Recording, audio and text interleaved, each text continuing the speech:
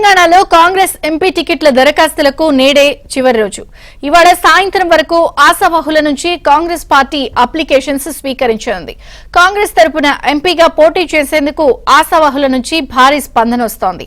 నిన్న ఒక్కరోజే 100కు పైగా దరఖాస్తులు వచ్చాయి. 17 స్థానాల కోసం 140కి పైగా అప్లికేషన్లు దాఖలయ్యాయి. ఎక్కువగా ప్రొఫెసర్లు, ప్రభుత్వ ఉన్నతాధికారులు దరఖాస్తు చేస్తున్నారు. ఇవాళ చివరి రోజు కావడంతో భారీగా అప్లికేషన్లు వచ్చే అవకాశం ఉంది.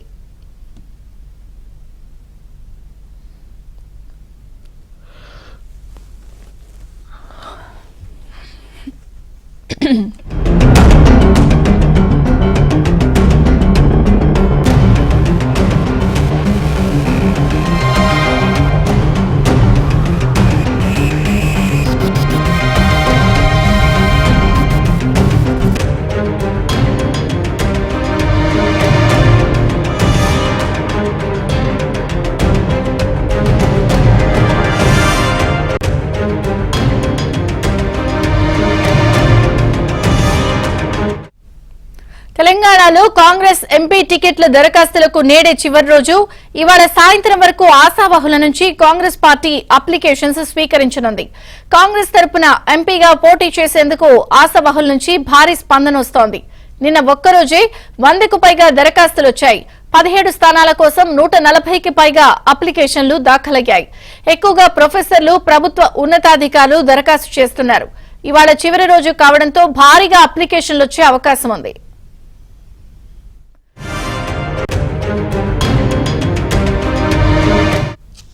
ఆశావాహుల నుంచి ఎంపీ టికెట్ల విషయంలో భారీగా స్పందన వస్తోంది. నేను ఒక్కరోజే 100కు పైగా దరఖాస్తులు వచ్చినట్టుగా తెలుస్తోంది. మరిన్ని వివరాలు మా ప్రతినిధి సిద్ధార్థ అందిస్తారు. సిద్ధార్థ,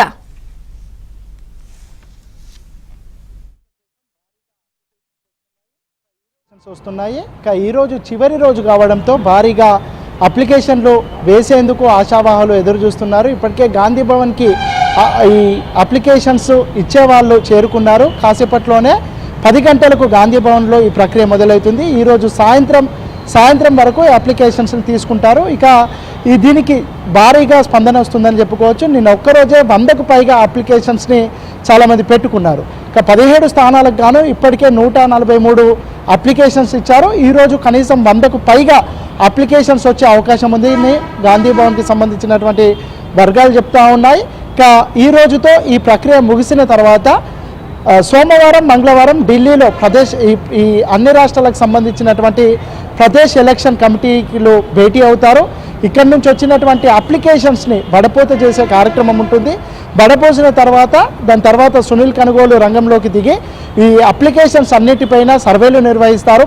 ఎవరైతే ఆశావాహులు ఉన్నారో వారందరి నుంచి స్వీకరించినటువంటి అప్లికేషన్ను స్క్రూటినీ చేసిన తర్వాత ఎవరైతే ప్రాబబుల్స్లో ఉంటారో, బలమైన అభ్యర్థులు ఎవరైతే ఉంటారో వాళ్ళకు సంబంధించినటువంటి సర్వే జరుగుతుంది.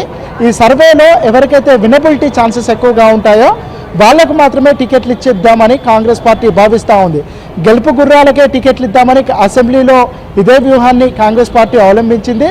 ఇక పార్లమెంట్ ఎన్నికల్లో కూడా ఇదే విధమైన వ్యూహంతో ముందుకు వెళ్ళాలని కాంగ్రెస్ పార్టీ భావిస్తూ ఉంది. ఇక 17 నియోజకవర్గాలకు గాను కనీసం 15 గెలవాలని కాంగ్రెస్ పార్టీ కసరత్తు చేస్తుంది. ఇక ఇప్పటికే చాలామంది కీలక నేతలు కూడా టికెట్ల కోసం అప్లై చేసుకున్నారు. ఇటు సీనియర్ నేతగా ఉన్నటువంటి విహెచ్ కానీ, పొంగులేటి శ్రీనివాసరెడ్డి తమ్ముడు పొంగులేటి ప్రసాద్ రెడ్డి కానీ నిన్న బండ్ల గణేష్ మల్కజ్గిరి టికెట్ కోసం అప్లై చేసుకున్నారు. ఇక ఈ రోజు రేణుకా చౌదరి అప్లై చేసుకోనుంది. దాంతోపాటు డిప్యూటీ సీఎంగా ఉన్నటువంటి బట్టి విక్రమార్క సతీమణి ఖమ్మం టికెట్ ఆశిస్తున్నారు. ఆమె కూడా మరికాసేపట్లోనే గాంధీ భవన్కు రానుంది, అప్లై చేసుకున్నది. ఇక దాంతోపాటు తాటికొండ రాజయ్య కాసేపటి క్రితమే టీఆర్ఎస్ పార్టీకి రాజీనామా చేశారు. ఆయన వరంగల్ నుంచి కాంగ్రెస్ తరఫున పోటీ చేద్దామనే ఆలోచనలో ఉన్నారు. ఆయన కూడా ఈ రోజు రేపట్లో కాంగ్రెస్ పార్టీలో జాయిన్ అవుతారు. ఇక ఆయన తరఫున ఒక అప్లికేషన్ ఫామ్ పంపే అవకాశం ఉంది. దాంతోపాటు మోతుకుపల్లి నరసింహులు కూడా ఈరోజు వరంగల్ టికెట్ కోసం అప్లై చేసుకొని ఉన్నారు. కాంగ్రెస్ పార్టీకి సంబంధించి అధికార ప్రతినిధిగా ఉన్నటువంటి సామా రామ్మోహన్ రెడ్డి సికింద్రాబాద్ టికెట్ కోసం ఈరోజు అప్లై చేసుకొని ఉన్నారు. నిన్న మాజీ హెల్త్ డైరెక్టర్ గడల శ్రీనివాస్ నిన్న 2 స్థానాల కోసము అప్లై చేసుకున్నటువంటి సిచ్యువేషన్ ఉంది. ఇట్లా చాలామంది ప్రముఖులు కూడా అప్లై చేసుకుంటున్నారు. ముఖ్యంగా ప్రొఫెసర్స్ కూడా చాలామంది కాంగ్రెస్ నుంచి పోటీ చేయడానికి ప్రయత్నం చేస్తున్నారు. నిన్న తెలుగు యూనివర్సిటీ రిజిస్ట్రార్గా ఉన్నటువంటి భట్టు రమేష్ నిన్న మహబూబాబాద్ టికెట్ కోసం ఆయన అప్లై చేసుకున్నారు. కొంతమంది ఉన్నతాధికారులు కూడా కాంగ్రెస్ టికెట్ ఇస్తే వీఆర్ఎస్ తీసుకుందామనే ఆలోచనలో కొంతమంది ఉన్నారు. కొంతమంది ఆల్రెడీ వీఆర్ఎస్ కోసం అప్లై చేసిన వాళ్ళు కూడా గాంధీ భవన్లో టికెట్ల కోసం అప్లై చేస్తున్నటువంటి సిచ్యువేషన్ ఉంది. సో మొత్తానికైతే అధికారంలో ఉన్నటువంటి కాంగ్రెస్ నుంచి పోటీ చేయడానికి చాలామంది ఆసక్తి చూపిస్తున్నారు. ముఖ్యంగా బీఆర్ఎస్ బీజేపీకి సంబంధించినటువంటి కీలక నేతలు కూడా ఏఐసిసి కీలక నేతలతో సంప్రదింపులు జరుపుతున్నారు. టికెట్ కన్ఫర్మేషన్ వస్తే వాళ్ళు కాంగ్రెస్ పార్టీలోకి వచ్చి కాంగ్రెస్ నుంచి పోటీ చేయడానికి ఇంట్రెస్ట్ చూపిస్తున్నట్టు తెలుస్తూ ఉంది. వాళ్ళకి సంబంధించి చర్చలు కూడా జరుగుతున్నాయి. సో ఈ 17 స్థానాలకు గాను 15 స్థానాలు గెలవడమే లక్ష్యంగా కాంగ్రెస్ పార్టీ ప్రయత్నాలు చేస్తుంది. నిన్న పార్లమెంటుకు సంబంధించినటువంటి ఎన్నికల శంఖారావాన్ని కూడా ఇంద్రవెల్లి సభ నుంచి సీఎం రేవంత్ రెడ్డి ఈ ఎన్నికల ప్రచారాన్ని మొదలుపెట్టారని అర్థం చేసుకోవచ్చు.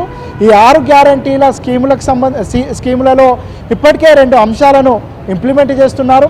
మరికొన్ని రేపు క్యాబినెట్ సమావేశంలో కూడా దీనికి సంబంధించిన చర్చ జరుగుతోంది. దీనికి అంటే 6 గ్యారంటీల అమలు, అదేవిధంగా గత ప్రభుత్వ తప్పొప్పులను ప్రజల్లో పెట్టి పార్లమెంట్ ఎన్నికలకు వెళ్లాలని కాంగ్రెస్ పార్టీ భావిస్తూ ఉంది. ఇక ఈరోజు సాయంత్రం వరకు టైం ఉన్నటువంటి నేపథ్యంలో ఈరోజు ఒక 150 అప్లికేషన్లు వచ్చే అవకాశం ఉందని గాంధీ భవన్ వర్గాలు చెప్తారు.